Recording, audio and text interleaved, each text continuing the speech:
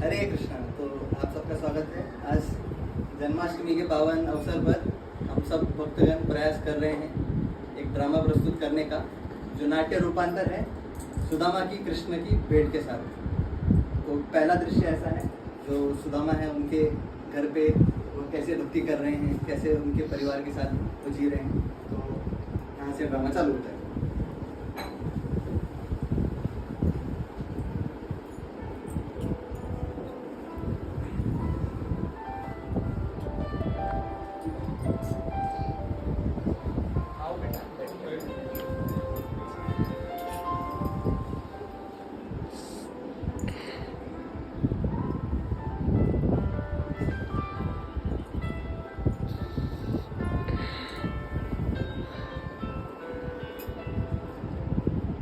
सुदामा जो भगवान के प्रिय भक्त हैं, लेकिन किसी कारणवश आर्थिक स्थिति उनकी इतनी अच्छी नहीं है। और चाहिए खाने को प्रसाद बहुत मुझे भूख नहीं है, मैं अभी नहीं खाता।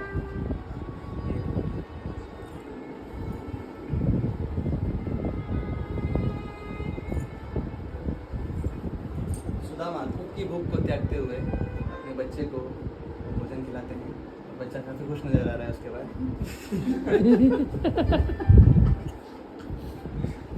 तो अगला दृश्य, जिसमें सुदामा की पत्नी वसुंधरी उनसे कुछ गंभीर विषय पर चर्चा करना चाहती है और उनको बुलाती है बात करने के लिए। स्वामी जी, हमारे घर में पर्याप्त अन्न नहीं है, क्या आप अन्न का कुछ प्रबंध कर सकते हैं? हम तो भूखे पेट सो लेंगे, लेकिन हमारे बच्चों की तरफ हमसे देखा नहीं जाता।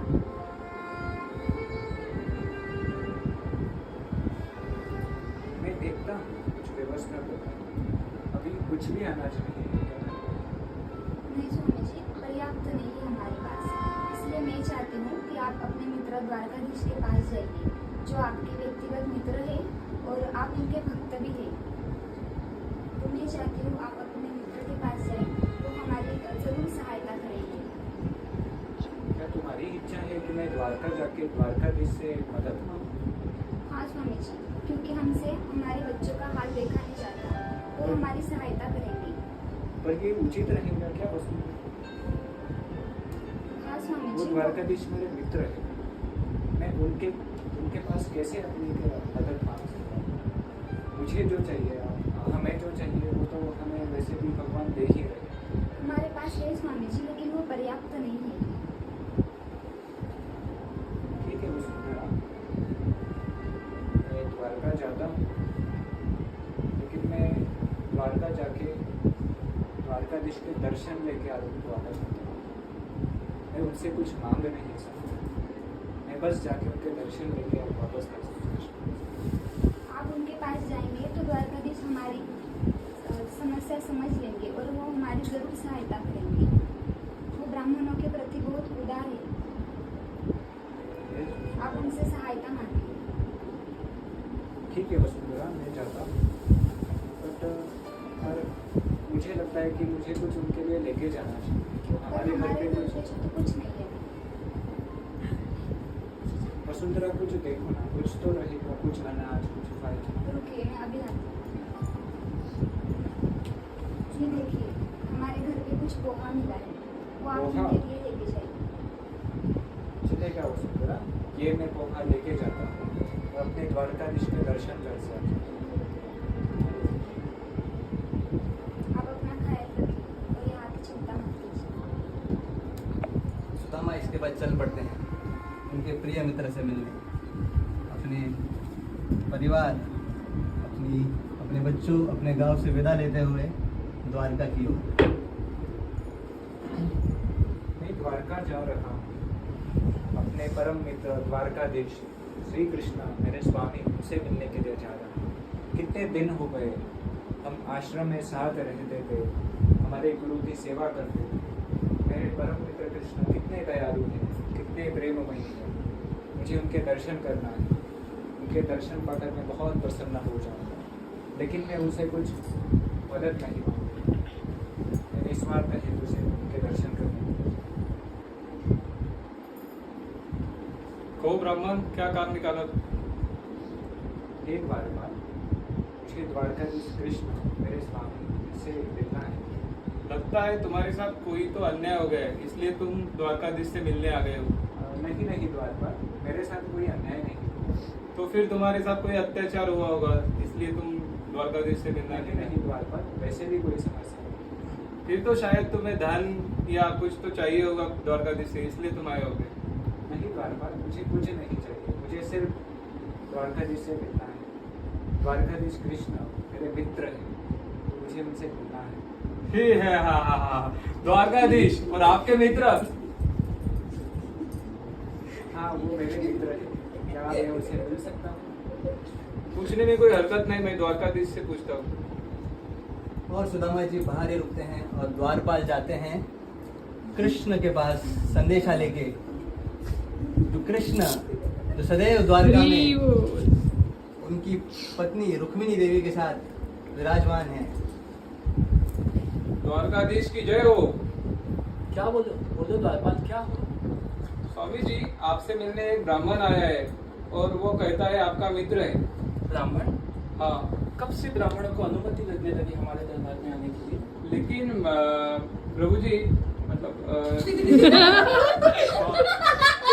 स्वामी जी, वो ब्राह्मण है लेकिन उसके पाँव में खटाव भी नहीं है, अच्छा। उसकी धोती फटी हुई है और उसके सर पे पगड़ी भी नहीं है।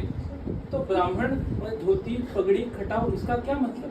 क्या ब्राह्मण पगड़ी से और धोती से पहचाना जाता है?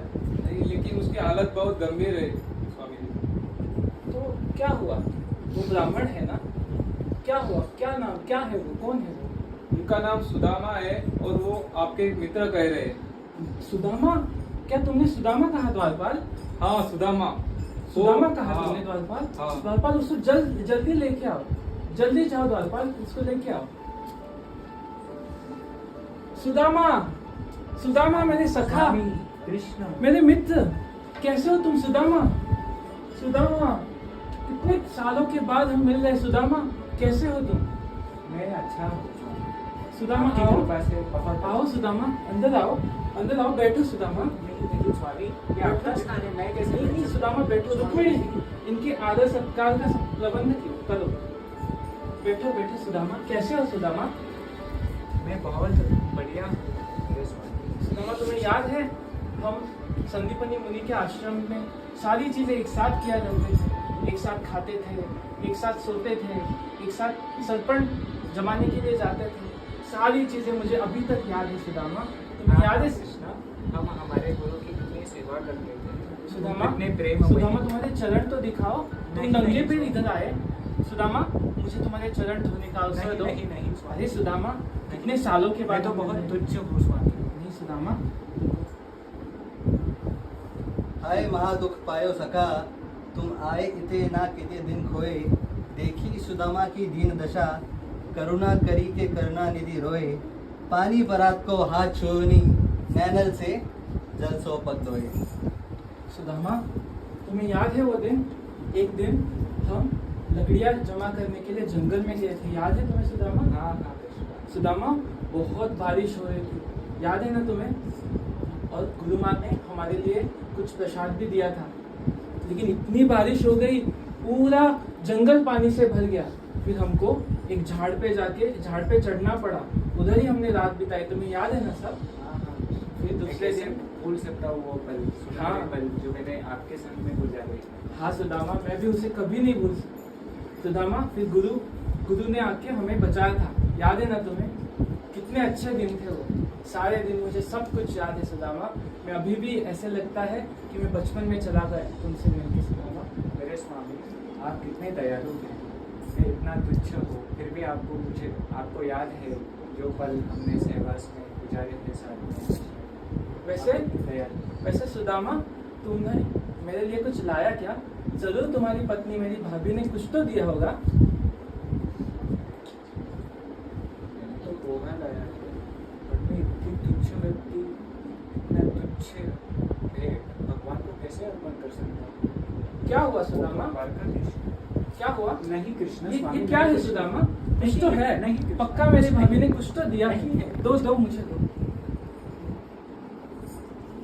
भगवान जो कि द्वारकाधीश में अनेक अनेक व्यंजन चखते हैं, हाँ। आज वह उनके भक्त द्वारा दिए हुए हाँ, हाँ, सूखे पोहे का आस्वादन करते हैं। जैसा हम सुनते हैं भगवान जो है भक्ति के भूखे हैं। जैसे सूरदास जी कहते हैं, दुर्योधन की मेवा त्यागी, साग विदुर कर खाई, प्रेम के बस अर्जुन रथ क्यों भूल गई ठकुराई। हे स्वामी, आप कितने दयालु हैं। इस पोहे का एकमात्र दाना भी आपको कितना संतुष्ट कर देता है और आपकी यही तृप्ति समस्त भक्तजन को तृप्त कर देती है और ऐश्वर्य प्रदान करती है। क्या आप इसे हमें नहीं देंगे? हमें भी चाहिए।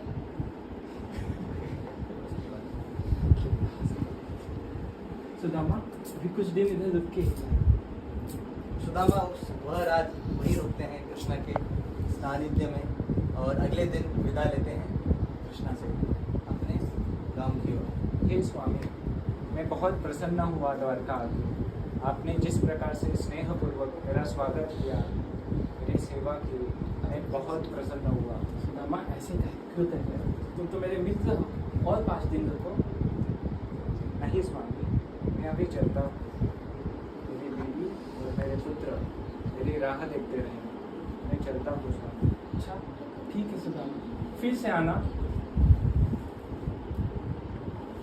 ये था भगवान और भक्त का सुंदर मिलन। अभी सुदामा चल पड़ते हैं उनके घर की ओर और विचार कर रहे हैं कि जो वो मांगने आए थे उन्होंने मांगा नहीं। मैं कितना भाग्यशाली हूँ, मुझे द्वारकाधीश कृष्ण मेरे स्वामी उनका दर्शन हुआ। वो इतने बड़े राजा द्वारकाधीश होते हुए भी मेरे जैसे तुच्छ ब्राह्मण की राह देख रहे थे। उन्होंने बहुत अच्छे से स्वागत किया, सेवा की। मैं बहुत प्रसन्न हूँ। मैं उनसे धन की आशा से गया था, लेकिन मैं उनसे धन मांग नहीं पाया। और वो भी कितने परम दयालु हैं। वो परमात्मा है जिनको पता था कि अगर मुझे धन मिल जाएगा तो मैं उससे गर्वित हो सकता हूँ, अपने भक्ति के मार्ग से भ्रमित हो सकता हूँ। इसलिए उन्होंने मुझे कोई भी धन या संपत्ति का दान नहीं किया। वो मेरे वेल विशर है, मेरा अच्छा चाहते हैं। वो मुझे भ्रमित नहीं देखना चाहते, इसलिए उन्होंने मुझे कुछ नहीं करवाया। मैं केवल उनके स्नेह भाव, स्वागत, इससे ही बहुत प्रसन्न हूँ। उनके दर्शन पाके मैंने अपने नेत्रों से अमृत का पान किया। और ऐसे विचार करते करते वो पहुंच जाते हैं अपने गांव, जहां पर उनकी पत्नी और उनका बच्चा उनका इंतजार कर रहा होता है। पत्नी और बच्चे से निवेदन है